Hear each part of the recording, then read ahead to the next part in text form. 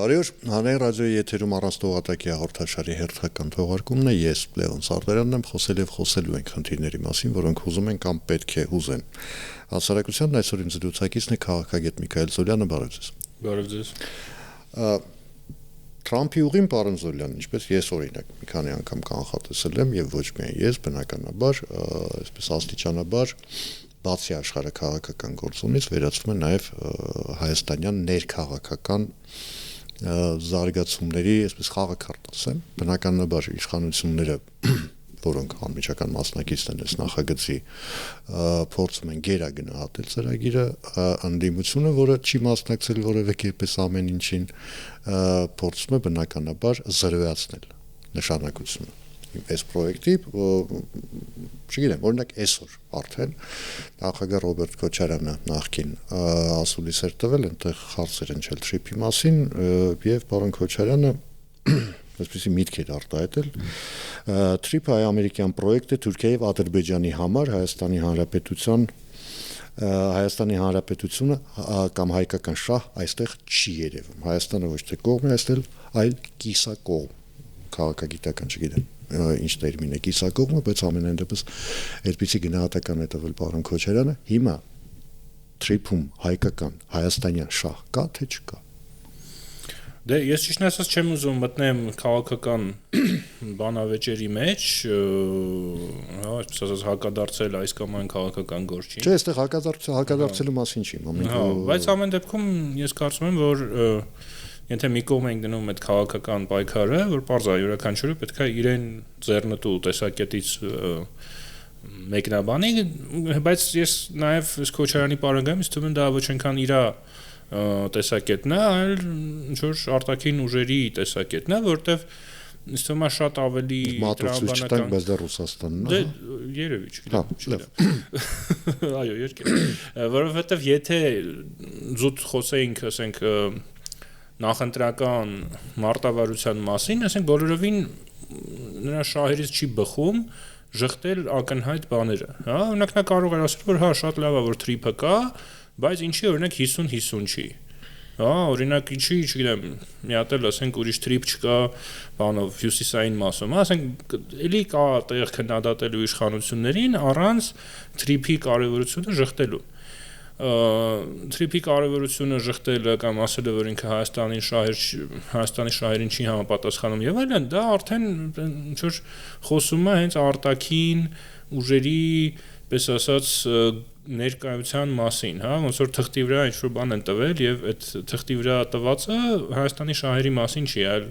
Ռուսաստանի կամ ինչ-որ ուրիշ երրորդ կողմերի շահերի մասին է, որովհետեւ Հայաստանում ապրելով դուք չեք կարող չտեսնել տարբերությունը, որը կա հայ-ադրբեջանական հարաբերություններում, թրիփի գոյության պարագայում, հա, հիշեք եւ թրիփի բացակայության պարագայում։ Հիշեք մի տարի առաջ ինչ էինք մենք քննարկում Հայաստանում, հա, կլինի նոր պատերազմ թե չի լինի, Ադրբեջանը կմտնի Սյունիք չի մտնի, եթե մտնի ինչ պետք է անենք, ով մեզ կօգնի, ով չի օգնի եւ այլն։ Դա լուրջ քննարկում էր։ Ճիշտ է, ես այն ժամանակ էլ ասում էի, որ դա քիչ հավանական սցենար է, բայց ամեն դեպքում դա սցենար էր, որը քննարկվում էր։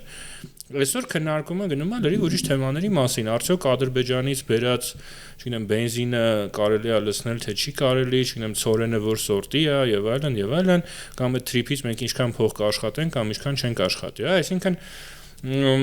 լրիվ ուրիշ դաշտում ենք մենք հայտնվել եւ դրա բանալին թրիփներ կամ բանալիներից մեկը, հա, որովհետեւ ըստ էության հիմնական հարցը, որը չէր լուծվում հայ-ադրբեջանական այդ բանակցություններում, նա էր, որ Ադրբեջանը ասում էր մենք միջանցք ենք ուզում, Հայաստանը ասում էր չենք տալիս միջանցք։ Թրիփը մի տարբերակ է, որը թույլ է տալիս երկու կողմին ստանալ այն, ինչ իրանց պետք է, առանց, պես ասած, մյուս կողմի համար անընդունելի շուտ իրավիճակ ստեղծելու։ Պարտվողներ չկան, որ ասում են, հա, զրոյական գումարով խաղ, հա, այսինքն եթե մեկը հաղթում է, մյուսը պարտվում է, չէ, այդպիսի վիճակ չի։ Ռուսաստանը միշտ զրոյական գումարով խաղ է խաղում։ Ու դրա այդ է խնդիրը Ռուսաստանի, հա, դրա համար հիմա Ռուսաստանի մոտ չի ստացվում այդ փափուկ ուժ, չգիտեմ, խաղաղ գոյակցություն եւ այլն, Ռուսաստանի մոտ չի ստացվում, որովհետեւ Ռուսաստանը միշտ մտածում է, որ եթե իմ շահը այստեղ, եթե իր այն մյուսի շահը կա, իմ շահը չկա։ Եվ ստեղ էլ այդպես նայում, հա, բայց ամերիկացիների մտածողությունը ավելի ճկուն է։ Դրա համար ամերիկացիները գտան այդ տարբերակը, առաջարկեցին, ասեցին մենք կգանք, մենք կանենք այնպես, որ եւ դուք գոհ կլինեք, եւ դուք գոհ կլինեք։ Այսինքն քաղաքական իմաստով թրիփը շատ կարևոր էր, որովհետեւ հենց թրիփի շնորհիվ պատերազմի վտանգը չեզոքացվեց, հաստատվեց այն խաղաղությունը, որը գուցե սառը խաղաղություն է, գուցե փխրուն խաղաղություն է, ասենք կարող ենք այդ խաղաղության բառին բազմաթիվ այսպես հա որակումներ տալ, որոնք մի քիչ այդ խաղաղություն բառը այսպես թույլատնում են, բայց միևնույն է այդ խաղաղությունը այսօր կա։ Մի իրավիճակում, երբ որ ամբողջ աշխարհը խառնվել է իրար ու նույնիսկ ասենք այնպիսի երկրներ, եվրոպական երկրներ կամ ՆԱՏՕ-ի անդամ երկրներ, որոնք դեռ 3 թվում էր իրանք դեռապես 100-ամյակներով որևէ վտանգ իրանց չի սպառնում, այսօր վախենում են պատերազմից, հա։ Մեզ մոտ այդ ամեն ինչի ֆոնի վրա կա որոշակի կայուն իրավիճակ եւ կա դրական դինամիկա եւ թրիփը դրա շատ կարեւոր մասն է։ Ու դա ես զուտ քաղաքական կողմի մասին եմ խոսում, հա, այնտեղ տնտեսական շահույթ կա եւ այլն, այդ տնտեսագետները ինձնից լավ կբացատրեն։ Ու դա չտեսնել, ուղղակի, չգիտեմ, շատ տարօրինակ է մեղմ ասած։ Նա տեսեք, դուք ասում եք, որ Ռուսաստանը մի զրոյական խաղադրիքով է խաղում, այսինքն եթե այստեղ կա ինչ-որ մեկի շահ, ուրեմն իմը չկա, հետեւաբար պետք է ամեն ինչ արվի, որպեսզի այս բանը չլինի։ Բայց հանուն արդարության ասենք, որ Հայաստանը ըստ էության Ռուսաստանին այլընտրանք էլ առաջարկեց, ասեց եղբայր, եկեք շատ արագ վերականգնեք Ախուրիկ Կարս եւ Իջևան Ղազախ այդ երկաթգծային հատվածը ու արդեն անմիջական կապով կապվեք եւ Հայաստանի Հանրապետության հետ եւ Թուրքիայի հետ Ռուսաստանից պետք իմաստով խորը լռություն ամենադեպս ես չեմ հիշում կամ չեմ նկատել միգուցե կարող է դուք եք նկատել որ Ռուսաստանը արձագանքի հետ առաջարկի Ես էլ չեմ նկատել ինձ թվում է որ Ռուսաստանում կա երկու մոտեցում ընդհանրապես Հայաստանի վերաբերյալ եւ նաեւ այդ պրոյեկտի վերաբերյալ Առաջինը այդ հենց ավանդական այդ ռուսական մոտեցումն է, որի մասին ես խոսում եմ, այսպես ասած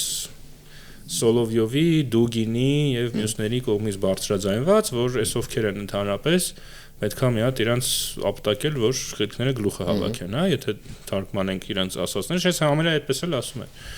Մյուսը ինձ թվում է կա նաեւ մյուս ավելի պրագմատիկ մոտեցումը, որը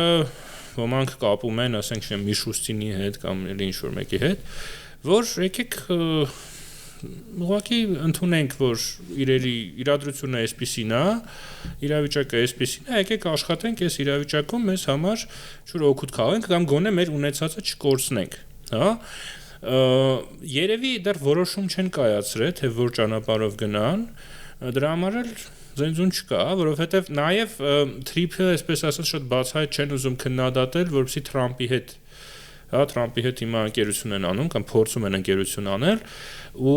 Թրամփը արդեն մի քանի անգամ ասեց, թե ինչքան կարևոր է իր համար այս հայ-ադրբեջանական խաղաղությունը, եւ այլն, դրա համար օրինակ հայաստանցի քաղաքական գործիչների միջոցով են քննադատում եւ իրենք այդպես համեմատաբար զուսպ են։ Ճիշտ է, կա էլ ինչ-որ քննադատություն, բայց այն չի, որը կարելի է սпасել, հա, ասենք ուրիշ հարցերի շուրջ շատ ավելի կոշտ քննադատություն է հնչում։ Դրա համար ես թվում է Ռուսաստանը դեռ այսպես չի որոշել, որ ճանապարհով պետքա գնալ կամ այդ երկու ճանապարհներ զուգահեռ տանում են, հա, մի կողմից փորձում են ներսից ինչ-որ իրավիճակը քայքայել, բայց մյուս կողմից նաև չել չեն ասում, հա, որովհետև չգիտեն ինչով է ամեն ինչը կավարտի, գուցե սպասում են մինչև ընտրությունների արդյունքները, ընտրություններից հետո ըստ ընտրությունների արդյունքների կորոշեն արդեն ինչ են անելու։ Տեսեք Նաև այսպիսի մի տենդենս կա, դուք ասացիք, որ այն կողմից իրենք չեն ասում, իրենք հայաստանյան քաղաքական գործիչների միջոցով են իրենց ասելիքը փորձում տեղացնել։ Այսօր պարոն Քոչարյանն էլ ասեց, ինքը միայնակ չի այդ իմաստով, ասում է, որ այստեղ ամերիկյան տնտեսական շատ թրիփի դեպքում գոյություն չունի, չգիտեմ ինչ հաշվարկների հիման վրա այդ պնդումը արվում, բայց հիմնական շահը որ կա, դա Իրանի հետ սահմանը կոնտրոլի տակ պահելն է։ Ես էլի չեմ կարողանում հասկանալ, թե ասենք երկաթգիծը կառավարող գրասենյակի միջոցով սահման ինչպես է դու վերցնում վերահսկողության տակ, բայց ամենադեպս այդ պնդումը առաջինը չի, վերջինը չի ու այնպիսի տպավորություն է, որ այդ ամենը անընդհատ մանտրայի նման կրկնվում է, որպեսզի Իրանից ռեակցիա գա։ այսինքն մինչև հասցնեն այնտեղ, որ այ գիտեք, ինչ կա այս իրականում Հայաստանի իշխանությունները, Հայաստանի Հանրապետությունն է, այս տվյալ պարագայում աշխատում են ձեր դեմ։ Հիմա Իրանը բավական զուսպ է արտահայտվել ամենայն դեպս այն առաջին վելայաթի հայտարարությունից հետո, այդպես կոշտ հայտարարություններ, չհաշված նոր դեսպանի բավական անհեթեթ մեղադրանքները չեն հնչել, Թրիփի հետ հաշտվել է Իրանը։ Գիտեք, Իրանը ինձ թվում է հիմա այնպիսի բարդ իրավիճակում է, որ Թրիփը իր, ասենք, Իրանի համար 10-րդական խնդիր է։ Եվ այդ դեսպանի հայտարարություններն բիսի կոշտ էին, որովհետև այդ հայտարարությունները արվելու օրերին Իրանում ըստ էության քաղաքացիական պատերազմ էր ընթանում, հա, Իրանի փողոցներում իրար կրակում էին։ Ու բավական նյարդային այդ արձագանքը դրա հետ է կապված։ Հիմա այդքան կարող է մեզ մոտ դրա մասին չի խոսվում, բայց Մերձավոր Արևելքում Պարսից ծոցում ամերիկյան զորքերի մեծ կուտակումներ կան ու բոլորը սպասում են, որ կարող է լինել ռազմական օպերացիա, որովհետև Թրամփը ինչ ասեց, հա, ասեց, եթե ցուցարարներին կրակեք, պատասխան կտակ դրա համար, ցուցարարներին կրակեցին, ոչ ոք պատասխան դրա համար չի տվել, հա, եւ Թրամփը ինչքան էլ անկանխատեսելի գործիչ է, բայց դժվար թե Թրամփը այսպես լրիվ ջրի իր, այսպես ասած, սպառնալիքները, որովհետև դրանից հետո Թրամփին լուրջ չեն ընկալի։ Դրա համար ամենայն հավանականությամբ վաղ թե ուշ ինչ որ գործողություն լինելու է։ Չէ, Թրամփը այնտեղ հետ քայլի տեղ թողեց, սկզբում ասեց չկրակեք, հետո երբ կրակեցին, ասեց այն մարդկանց, որոնց ձերբակալել եք, չկախեք։ Դե նախ կախում են շատերին, երկրորդն էլ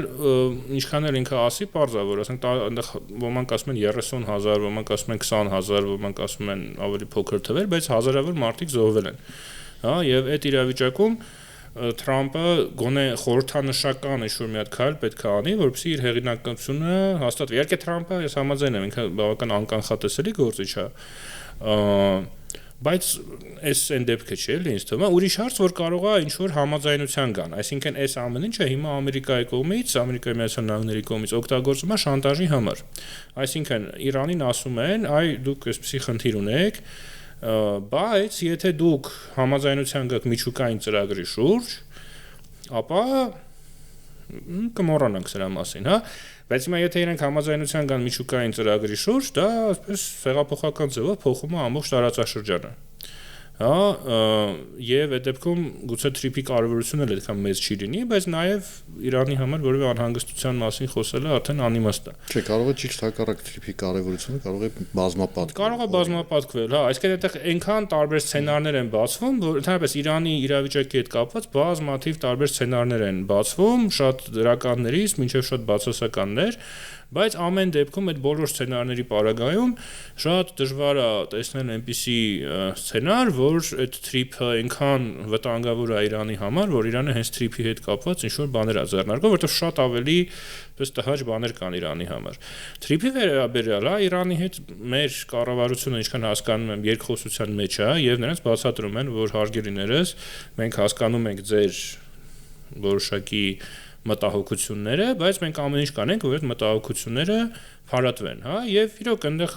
ամերիկյան ինչ-որ զորքի գոյության մասին խոսք չի գնում, հա, ինքը հա սահմանին շատ մոտ է, բայց այդ սահմանը Հայաստանի եւ Իրանի սահմանն է, այնտեղ ճիշտ է մինչեւ հիմա ռուս սահմանապահներ կան, անցակետում արդեն չկան, հա, ի վերջո դա Հայաստանի եւ Իրանի սահմանն է եւ որևէ բան նաեւ այդ պայմանավորվածություններում այն ինչ որ հրապարակվել է, հա, այնտեղ չկա նրա մասին, որ ամերիկացիները վերահսկելու են Հայաստան-Իրան սահմանը կամ ինչ որ հնարավորություն են ունենալու վերահսկելու։ Դրա համար ինձ թվում է դա արհեստական թեմա է։ Իհարկե իրանցիների տեղը լինեի, ես էլ կանհանգստանայի, բայց այդ անհանգստությունները Հայաստանի կառավարությունը փարատում է, հա, եւ Հայաստանի կառավարությունը Ամերիկայի հետ իր երկխոսության մեջ եւս միշտ ասել է, որ մենք այսպիսի իրավիճակ ունենք աշխարհաքաղաքական, որտեվ Իրանի եւ Ամերիկայի հարաբերությունները 79 թվից եղել են լարված, երբեմն մի քիչ ավելի, երբեմն մի քիչ պակաս, այսինքն դա նոր թեմա չի։ Այսինքն հայ դիվանագետները, հայաստանցի դիվանագետները ամերիկացիներին միշտ էլ բացատրել են, որ մենք Իրանի հետ հարաբերությունների խնդիր ունենք, դա մեզ համար շատ անհրաժեշտ բան է։ Այնպես որ ես այստեղ չեմ տեսնում, որ իրոք դրա պատճառով, ասենք չնեմ, Իրանը պետքա ասենք պատերազմ հայտարարի Հայաստանից, սա աբսուրդ ինչ-որ սցենարներ են։ Բայց իհարկե այդ բզբզալը բավական, ոնց ասեմ, մեծ վտանգ չի պարունակում, բայց իհարկե դժվարացնում է մեր դիվանագետների գործը, որովհետև պետք է լրացուցիչ մի անգամ ուրեմն իրանցիների հետ խոսել, լրացուցիչ մի անգամ բացատրել, որը իհարկե ասենք եթե խոսքը վերաբերում է Թրիփին, տեսեք, դուք ասում եք Հայաստանի իշխանությունները աշխատում են իրենց գործընկերների հետ, բացատրում են, հանգստացնում են, երաշխիքներ են տալիս, որ այս ամենը ոչ մի կերպ Իրանի շահերի դեմ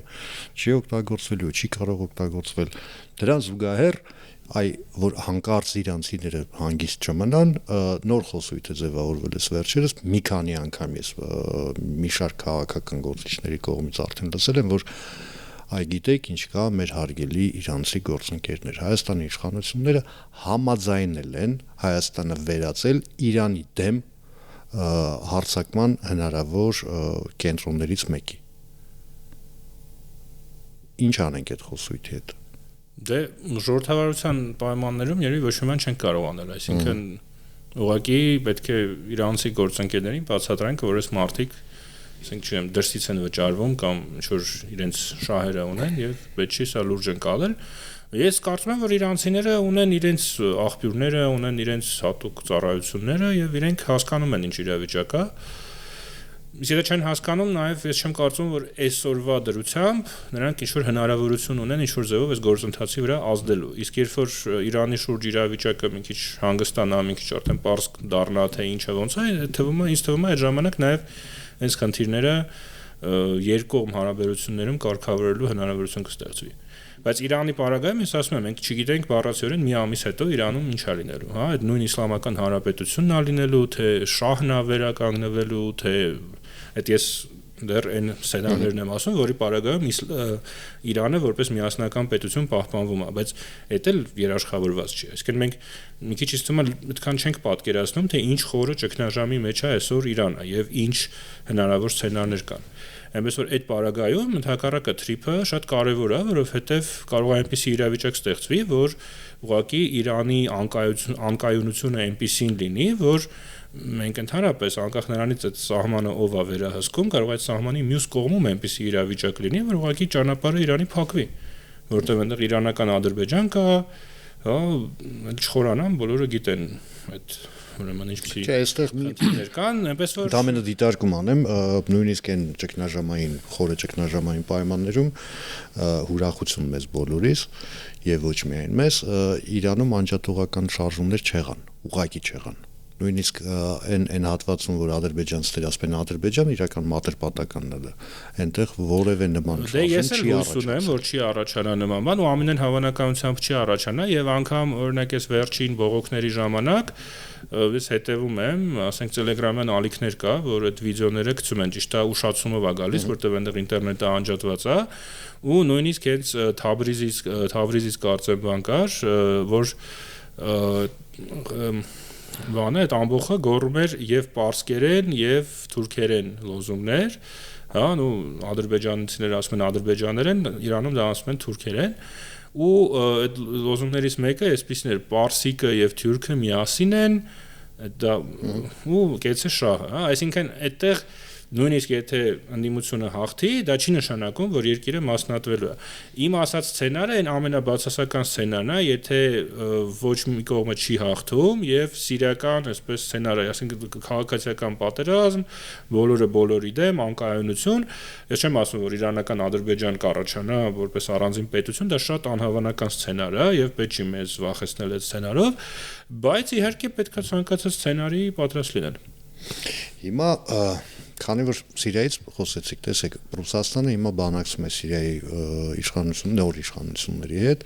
եւ որքան որ ես հասկացա, հիմնական թեման այնտեղ եղած ռուսական ռազմաբազաների նավատորմի կայանատեղին, որ ըստ էության հիմա ռուսների տիրապետության տակ չի, նավատորմի ճակատագիրը անհայտ, այնտեղ միջերկրական ծովում պատտվում են, չգիտեն ուր պիտի գնան, որովհետեւ բոլոր ճանապարհները դուրս գալու անգամ փակել են։ Այսինքն նեղուցները փակել են, հիմա այնտեղ իրենք դեգերում են, էլի։ Սա բավական լուրջ իրավիճակ է Ռուսաստանի հեղինակային իմաստով եմ ասում, որովհետև եթե Սիրիայի գործող իշխանությունները էլի ասեն չէ, դրանից հետո այդ նավերը վարյագի նման պիտի ընդհանրապես խորտակեն, ուրիշ տարբերակ չի մնում, հա, այդպես որ չհանձնվեն թշնամին։ Հիմա Ռուսաստանը այդ իմաստով բավական բարդ իրավիճակում ինքն է իրեն գցել այդ վիճակի մեջ, որևէ մեկին ես այստեղ մեղադրելու համար չեմ ասում, դա չսկսեին Ուկրաինայի դեմ պատերազմ, այս իրավիճակը չէր լինի։ Հիմա Միացյալ Նահանգներն էլ իր հերթին հիմա բանակցում է թե Ռուսաստանի, թե Ուկրաինայի հետ փորձելով կասեցնել, հա, կանգնեցնել բավական անիմաստ պատերազմը, բայց գինը, այն գինը, որ ուզում է Ռուսաստանը, Ուկրաինան պատրաստ չէ վճարել, անգամ խաղաղության դիմաց։ Այս առաջիկայում կկասեցվի այդ պատերազմը թե ոչ։ Դե գիտեք, ուրեմն մի քիչ անսպասելի տեղից սկսեմ, ուրեմն Պերուի շամանները անցած տարվա վերջին անցկացրել էին այսպես պայծառատեսության Վախեցա ինձ թվաց որ հարցում են անցկացրել։ Չէ, ծեսեր էին անցկացրել, որ ապագան կանխատեսեն ու 3 բան էին կանխատեսել։ Առաջինը, որ Մադուրոն Վենեսուելայում իշխանությունից կհեռացվի, երկրորդը, որ Թրամփը առողջական խնդիրներ կունենա այս տարվա ընթացքում, եւ երրորդը, որ ռուսո-ուկրաինական պատերազմը կկանգնացվի։ Ու Մադուրոն արդեն փաստորեն իշխանությունից հեռացվեց։ Թրամփի առողջական խնդիրները պատերազմի ավարտի հետ կապ ունեն։ Այ դա մի քիչ խնդրահարույց է, հա, որտեվ ոնց կազդի, չգիտեմ։ Ու առայժմ ինձ թվում է միայն նրանք են, որ այդպիսի բան են կանխատեսում, որովհետեւ բոլոր պես ուրիշ մեթոդաբանությամբ աշխատող վերլուծաբաններին, ում ես կարդում եմ, հետևում եմ, նրանք այսպես շատ լավատես չեն ռուս-ուկրաինական պատերազմի կանգնեցնելու առումով, որովհետև այդ բանակցային գործընթացը, որը այնտեղ կա, ինքը ավելի շատ մի քիչ իմիտացիոն բնույթ է կրում, ու դա հիշեցնում է, հիշում եք, մեր հայ-ադրբեջանական հակամարտության պարագայում, երբ որ ժամանակին երկու կողմն էլ չէին ասում, բայց ոնց որ ուզում էին այն մյուս կողմի վրա գցել այդ չեն, հա, հիմա այդ նույն իրավիճակը ռուսների եւ ուկրաինացիների միջև է, այսինքն Զելենսկին կախվածություն ունի Ամերիկայից, նա չի ուզում այսպես ասած չէ ասողի դերում լինել, բայց միևնույն ժամանակ այնպիսի պահանջներ են առաջադրվում Պուտինի կողմից, որոնք Ուկրաինայի որևէ առաջնորդ չի կարող ընդունել, լինի Զելենսկին, լինի, չգիտեմ ով, չի կարող ուղղակի ընդունել։ Ռուսաստանն էլ տեսնելով, որ իդեմս Թրամփի ունի այսպես զրուցակից, հա, առնվազն եւ դժվար թե նման հնարավորություն կընձեռվի, ասենք, հաջորդ նախագահի օրոք եւ նախորդ նախագահի օրոք չկար, նրանք ուզում են օգտագործել եւ այսպես մաքսիմումը օգել եւ շատ հարցերում արդեն իսկ ըստ էության Ռուսաստանի շատ պայմաններ ընդունվել են, բայց հիմա հասել են մի բանի, որը Ուկրաինան չի ուզում դրան գնալ, որ Ռուսաստանը պահանջում է Դոնբասի այն փոքր հատվածը, որը դեռ ուկրաինացիների վերահսկողության տակ է եւ որը շատ ուժեղ ամրացված է, հա, այդ հատվածը պահանջում է առանց կռվի հանձնել իրենց։ Իսկ ուկրաինացիներին դրա դիմաց առաջարկվում են ինչ-որ абստրակտ երաշխիքներ, հա, անվտանգության, այն էլ այդ անվտանգության երաշխիքներն էլ հստակ չեն, հա, որտեղ հենց որ կոնկրետ բանի մասին է խոսքը գնում, ամերիկացիները ասում են մենք պատրաստ չենք, եվրոպացիները ասում են մենք պատրաստ ենք, բայց այս պայմանների հա պարագայում եւ ուկրաինացիները ինձ թվում է արդեն բազմիցս այդ իրավիճակում հայտնվել են, երբ որ իրանց տրվել են ինչ-որ абստրակտ երաշխիքներ, իրանք տվել են շատ կոնկրետ բան, սկսած միջուկային զենքից, հա, 94 թվականին, ես ճիշտ եմ հիշում, Բուդապեշտի մեմորանդումով նրանք տվեցին միջուկային զենքը Ամերիկայի, Մեծ Բրիտանիայի եւ Ռուսաստանների երաշխիքների դիմաց, ու մենք տեսնում ենք այդ երաշխիքները ոնց աշխատեցին։ Դրա համար ինձ թվում է ուկրաինացիներն էլ չեն համաձայնվելու, Ռուսաստանը հիմա ռազմական մեթոդներով ամեն ինչ անում է, որպեսզի ճնշի ուկրաինական հասարակությանը, բայց ես կարող եմ տեսնել, ասենք, ինչ-որ ժամանակավոր, գուցե զինադադար, գուցե ինչ-որ շա, այտենց բանակցությունների որոշակի զարգացումներ, բայց որ այս պատերազմը կընդհատվի գոնե մոտակա ամիսներին, դա ինձ շատ քիչ հավանական է թվում։ Տարին իհարկե տարվա ընթացքում շատ բաներ կարող են փոխվել, բայց այս տրամաբանությամբ շարունակվող բանակցությունները չեմ կարծում, որ հանգեցնելու են խաղաղության։ Քանի դեռ այնտեղ խաղաղություն չկա, բնականաբար Ռուսաստանը իր գրեթե բոլոր ռեսուրսները կենտրոնացել է ուկրաինական ուղղությամբ, նկատում եմ եւ դիվանագիտական ռեսուրսները, եւ տնտեսական եւ ռազմական ռեսուրսները, դա արդյոք հնարավորություն է տալիս կամ տարբերակ է մեզ համար այն իմաստով, որ Ռուսաստանը այնքան էլ կամ ոչ միայն Ռուսաստանը Միացյալ Նահանգներն էլ, չգիտեմ, չասենք էլ, որ մենակ ռուսների մասնախոսք է, որ հնարավորինս քիչ կլինի միջամտությունը Հայաստանի ներքաղաքական կյանքին, նկատում եմ հաշվի առնելով, որ գալիք առաջիկա խորհրդարանական ընտրություններ կան դիմացումներ եւ այդտեղ շատ են մտավախություններ, որ արտաքին միջամտությունը կարող է որոշիչ դեր ունենալ։ Դե տեսեք, իհարկե Ռուսաստանի համար առաջնային կարևորության խնդիրը Ուկրաինան է եւ առնվազն ռազմական պոտենցիալը Ռուսաստանի ամբողջապես այդ ուղղությամբ պես կլանվել, բայց ես չէի թերագնահատի Ռուսաստանի համար Հայաստանի այս մոտակա ընտրությունների կարևորությունը, սա առնվազն այսպես top 5-ի մեջ է, եթե ոչ top 3-ի, որովհետեւ Մոլդովայում արդեն նրանք անցած տարի այսպես խորհրդանշական պարտություն կրեցին կամ ոչ խորհրդանշ զուտ ըստ էության նրանց պլանները չհաջողվեցին ու նախկինում Հայաստանի վերաբերյալ նրանք այդպիսի մոտեցում ունեին, որ ռուսերեն ասած կուդա вы денетесь, ու մտածում էին դե կարևոր չի ով կընտրվի, միևնույն է։ Իրենք չէին ասում, խնդրում էին Լուկաշենկոն։ Լուկաշենկոն էր ասում կամ չգիտեմ, ինչ որ տենց երկրորդական, երրորդական քարոզիչներ, բայց ճիշտ նկատեցիք, Լուկաշենկոն հաճախ այդ Պուտինի պես ներքին ձայնի դերն է խաղում։ Արտաքին ձայնի։ Ներքին ձայնի մտքերը, այսպես ասած, բարձրաձայնում են։ Այո։ Ուրեմն իսկ այս տարի նրանք տեսնում են, որ իրոք Հայաստանը կորցնում են, կամ առնվազն այդպիսի ընկալում կա իրենց մոտ, հասկանում են, որ նաև Հայաստանը կորցնելով նաև կորցնում են որևէ լծակ ազդելու Ադրբեջանի վրա, եւ նաև Վրաստանում, Վրաստանը այսօր կարծես Ռուսաստանի այսպես վերահսկողության տակ է հայտնվել, մի քիչ կոպիտ ասած, բայց դա է միտումը, ու իհարկե, բայց Վրաստանում էլ նայում են Հայաստանին, նայում են ամերիկա-հայկական այս նոր հարաբերություններին, թրիփին եւ այլն, եւ ասում են կարող է մի բան մենք սխալ ենք անում, դրա համար ինձ թվում է, որ մենք պետք չի թերագնահատենք Ռուսաստանի համար Հայաստանի կարեւորությունը եւ պետք չի այսպես շատ հանգիստ մնանք, պետք չի նաեւ պանիկայի մեջ ընկնել, իհարկե, բայց ես կարծում եմ պետքա շատ զգոն եւ ուշադիր լինել եւ հաշվի առնել, որ Ռուսաստանը բավական այսպես լուրջ ռեսուրսներ է ներդնելու Հայաստանում իր ծրագրերն իրականացնելու համար։ Քանի որ խոսք գնաց ընտրությունների, տեսեք, անհնար է չնկատել, որ ընդդիմությունը, մասնավորապես ընդդիմադիր դաշտը այսպես տրանսֆորմացիաների փուլում է, որ ինչ որ մտմտում են դաշինքներով գնալ, առանձին գնալ, ըստ էության, եթե խոսենք ընդդիմադիր, մաքուր ընդդիմադիր ուժերի մասին, միայն Հայ ազգային կոնգրեսն է հայտարարել, որ գնում է ընտրությունների միայնակ, սեփական տեխնացուով, մնացածը հեղափոխական դաշնակցությունից սկսած,